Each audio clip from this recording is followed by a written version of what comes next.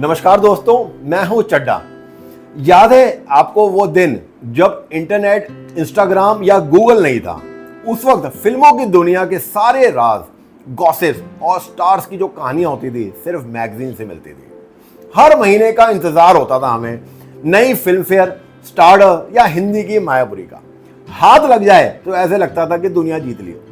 और कवर पे अपने फेवरेट हीरो हीरोइन की तस्वीर देखकर अरे वाह यार, दिल की धड़कन जो है ना वो एक अलग सी हो जाती थी। और सिर्फ इसको पढ़ना ही नहीं हॉबी होती थी, हम सबकी इसके अंदर एक छुपी सी हॉबी होती थी, उन मैगजीन्स के कटआउट निकालकर उसे स्क्रैप बुक पे लगाना। ये स्क्रैप बुक जो सिर्फ तस्वीरों का कलेक्शन नहीं बल्कि अपने फिल्मी जो होता ना हमारे प्यार, उसकी एक छोटी सी किताब हुआ करती थी। कई बार तो हम पिक्चर काट के अपनी अलमीरा के अंदर, बाहर, खिड़की के ऊपर, दीवारों के ऊपर, बेड के ऊपर भी लगा लेते थे। तो चलिए हमारे इस सेगमेंट सिनेमा कल आजकल के इस एपिसोड में वापस ले चलते हैं आपको उन्हीं दिनों में जब सिने मैगजीन जो होती थी और स्क्रैप बुक जो फैन का कल्चर होता था वही असली चार्म होता था। उससे पहले प्लीज चैनल को सब्सक्राइब करें। चैनल का नाम है लाइट्स कैमरा चड्डा, क्योंकि यही है आपका असली फिल्मी अड्डा। तो सेगमेंट 1 में हम बात करते हैं सिने मैगजीन का जो क्रेज होता है उसके बारे में। 90s, 85 के बाद 90s, अर्ली 2000 में सिने मैगजीन ने अपना जो है ना एक अलग ही स्वैग बना के रखा हुआ था। फिल्म फेयर के जो ग्लॉसी कवर्स होते थे, स्टारडस्ट की गॉसिप भरी स्टोरीज और जो मायापुरी होती थी उसकी मसालेदार होती ना चटपटी सी आर्टिकल्स, ये सब फिल्मी दुनिया का एनसाइक्लोपीडिया हुआ करता था हमारे लिए। जब तक मैगजीन हाथ में नहीं आती थी लगता था कि जैसे वो ना फिल्मों की दुनिया से हम बहुत ही दूर हैं, और जब आती थी उस वक्त हमें लगता था कि यार अब हम इसे ध्यान से पढ़ें, और शुरू से लेके एंड तक हम उसे पढ़ना शुरू करते थे। ये एक रिचुअल सा था। स्टेशन पे कभी आप ट्रेन में कहीं जा रहे होगे, आप देखते थे सामने भैया मैगजीन और अखबारें बेच रहे हैं, तो आप कोई ना कोई मैगजीन जरूर खरीदते थे फिल्मी वाली कि यार अब इसको खरीद लेता हूँ, अब बैठ के आराम से इसको तसल्ली से ट्रेन के अंदर पढ़ूंगा। पेज खोलते ही लगता था जैसे रील से निकलकर स्टार हमारे सामने आ गए। ग्लैमरस फोटोशूट, जो भी गॉसिप्स होते थे वो कॉलम, वो और जो धमाकेदार फिल्म रिव्यूज होते थे, बस वहीं से हम सीखते थे कि बॉलीवुड में एक्चुअली में चल क्या रहा है। और याद है वो जो कॉलम होता था एक लेटर टू एडिटर वाला, जहां पे फैंस अपने स्टार्स को लेटर लिखा करते थे। कभी कभी वो लेटर्स ना उस मैगजीन में छप भी जाता था। तो अब इमेजिन करो आपका नाम मैगजीन में देखना उस वक्त, यार वो बहुत ही प्राउड मोमेंट होता था।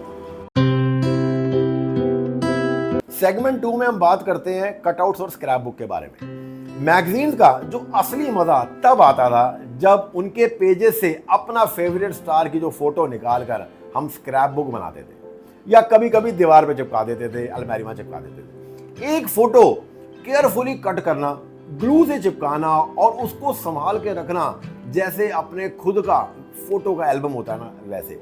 कभी कभी तो हम अपने बिल्कुल मतलब सामने दीवार पे लगा देते थे जहां हम बेड पे सोते थे कि सुबह उठते ही अपने एक्टर को हम देख पाए। किसी के पास अमिताभ बच्चन की स्क्रैप बुक होती थी, किसी के पास माधुरी दीक्षित, किसी के पास गोविंदा, रजनीकांत, शाहरुख खान, सलमान खान, कभी राजेश खन्ना, दिलीप कुमार, और कुछ लोग तो ऐसे अलग अलग फिल्म के पोस्टर्स या फैशन शूट्स होते हैं ना उसकी भी पिक्चर्स कलेक्ट किया करते थे। वो स्क्रैप बुक सिर्फ कागज और जो ग्लू का काम नहीं था, वो था फैन का दिल, उनकी फीलिंग्स और स्टार्स के साथ उनका पर्सनल कनेक्शन।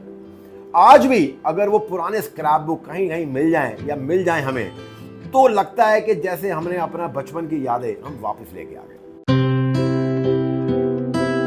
फैन कल्चर और दोस्ती का तड़का। देखिए सबसे खास बात ये थी कि ये सिर्फ एक हॉबी नहीं थी, ये एक फैन कल्चर था। स्कूल के लंच ब्रेक्स में अपनी स्क्रैप बुक दिखाना, घर के आसपास दोस्तों के साथ फोटोज एक्सचेंज करना, जैसे किसी होता ना क्रिकेट कार्ड कलेक्शन की, उसी की तरह। अरे यार मुझे सलमान खान की नया पोस्टर है यार, वो दे दे, मैं तुझे आमिर का दे दूंगा। तू मुझे अमिताभ बच्चन दे दे, मैं तुझे मिथुन चक्रवर्ती दे दूंगा। ऐसे हम लोग डील किया करते थे।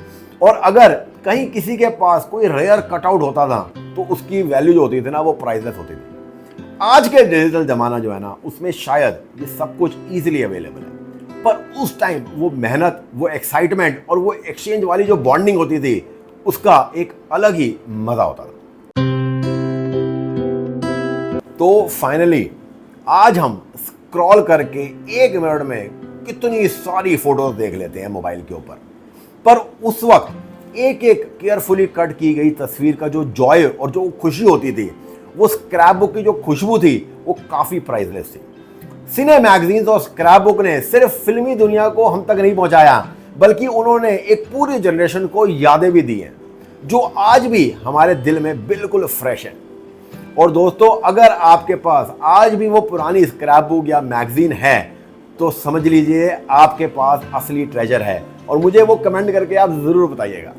तो आपको ये हमारा एपिसोड कैसा लगा सिनेमा कल आजकल? अगर ये आपको एपिसोड अच्छा लगा और पसंद आया हो और दिल के किसी कोने को छू गया हो तो लाइक और सब्सक्राइब ज़रूर करें।